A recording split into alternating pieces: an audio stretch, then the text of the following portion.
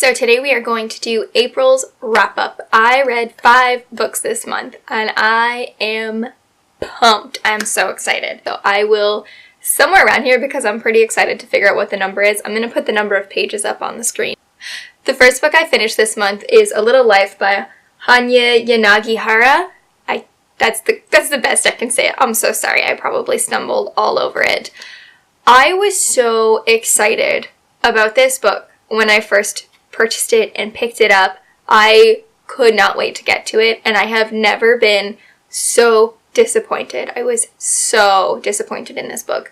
Essentially, this is just a literary fiction. We follow the lives of 4 friends who, as they age from like late teens, early 20s to like mid 50s or so, and it just was not for me. I have a lot of feelings about this book, all of them quite poor. I do have a book talk though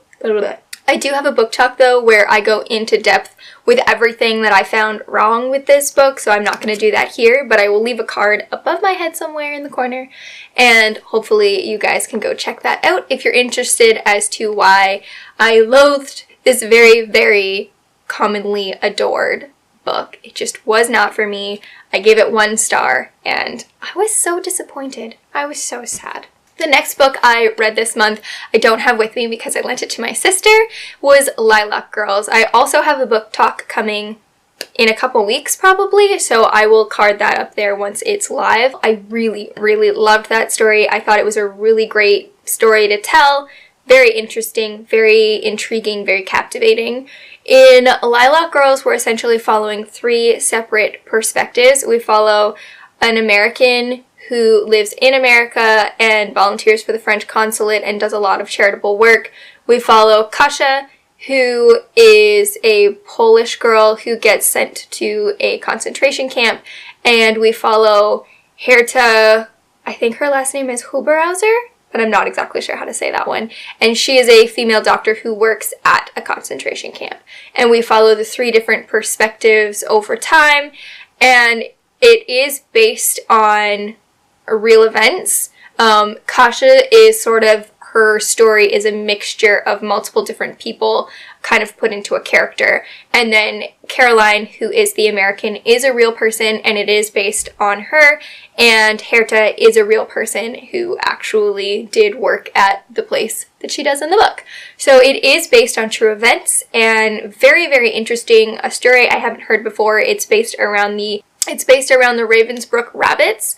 I gave Lilac Girls 4 stars. I really loved almost everything about it. The only thing I wasn't keen on was the romance in the book. It was a very small chunk, so please don't worry if you're not into romance or whatever. It's a very small portion of the book.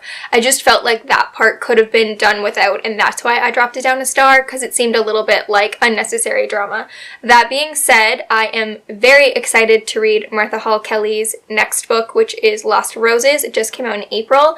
I don't have it yet, but when I do get it, I want to read it because Lilac Girls was really well done, and I feel like Lost Roses might be even better. And then I read The Outsiders, and I'm sure that most of you have probably already read The Outsiders because I seem to be pretty late to the game. I actually had a poll up on Instagram. I didn't know whether to read this one or this one next in line, and you guys actually, this one won by quite a bit. So essentially The Outsiders is about, you've got the Socs, which are like the rich kids, and then you've got the Greasers, which are like the more poor kids. They have like the slicked back hair and the jackets and the jeans, and essentially they look like John Travolta probably. I loved this story. You've got this constant tension between the 2 social groups for virtually no reason. But just for some reason there's a divide between the 2, and I loved Ponyboy. I loved how he saw that people were different, but they were also the same, that everyone, no matter where you came from, had different struggles. I thought it had very good themes. They were very simply put. I loved the friendships in this book. The friendship between Ponyboy and Johnny was great. I loved the dynamic between Ponyboy and his brothers. It very much reminded me of the Dunbar brothers from Bridge of Clay. I know a lot of people hate Bridge of Clay, but I loved the dynamic of that family. It's like all of these parentless, I feel like I have like, it's maybe a very specific kind of trope, but orphan kids, and especially like brothers or like groups of boys who don't have parents, who like band together and take care of each other. That just pulled at my heartstrings so much, and I loved the dynamic of him and his brothers in this book. It was such a fast read. I started it one night, finished it the next day. I loved this book. I did cry in this book. I thought it was so well done, and it's the anniversary edition, so there's a bunch of information about the author as well as a note from the author. And apparently this started as a short story. She wrote it when she was 15, and she managed to get it published by the time she was 17, which is pretty stinking amazing. And then there's a whole bunch of stuff in the back about like the movie deal and the book and just all kinds of different little tidbits in the back. I haven't read them all yet, but I did read through some of it, and it was pretty interesting. I believe the alternate title is My Grandmother Asked Me to Tell You She's Sorry. I think there's 2 or 3 different variations on the title. It's the same book, but depending on where it was published, I guess is why the titles are slightly different from one another. Something to do with maybe the translation or something into English. I'm not sure. I loved this book. I gave it 5 stars. I have to say, the beginning, if you've started this and put it down, the beginning is very confusing. It's very whimsical. It has a lot of like fairy tale elements to it. There's a lot to read through, but honestly, I feel like if you read it slowly and just do your best to remember what you can, everything comes back up and makes sense later on, and it kind of is like little aha moments throughout the book. I loved this story. It reminded me of, so just to give you a little background, we follow Elsa. She's the main character. She is 7 and almost 8-year-old, because they say that a lot. She's an almost 8-year-old. Whoops. She's 7 going on 8, and she is really smart, really witty, and unfortunately a social outcast. At school, she has no friends, literally not a single one. Her grandmother or her granny is her only friend in the entire world, and she ends up losing her grandmother. And this actually reminded me of in P.S. I Love You, when he leaves letters for his wife to find after he's gone. The grandmother did a very similar thing, and they all kind of tie together with the fairy tales that she has told Elsa through her life growing up. And I think the story was absolutely beautiful. I laughed a lot. Bachman is hilarious. The characters are so funny, and the banter between Elsa and her granny and the way they speak to each other is just so stinking hilarious. I giggled through tons of this book, and then at the end, I bawled my eyes out. I was crying so much at the end of this one. It was just so good. Gave it 5 stars, worth all the bit of confusion in the beginning, and once it picked up, like pretty sure I read the last 200 pages in one day. I just could not wait to finish it. I absolutely loved this story. So the last book that I read this month was Montauk by Nicola Harris. We follow Beatrice, who comes from sort of a poor area, and she ends up going to college and moving to the city, and she marries up into this really socially elite, rich family. And her marriage essentially starts falling apart. Her husband's not who she thought he was.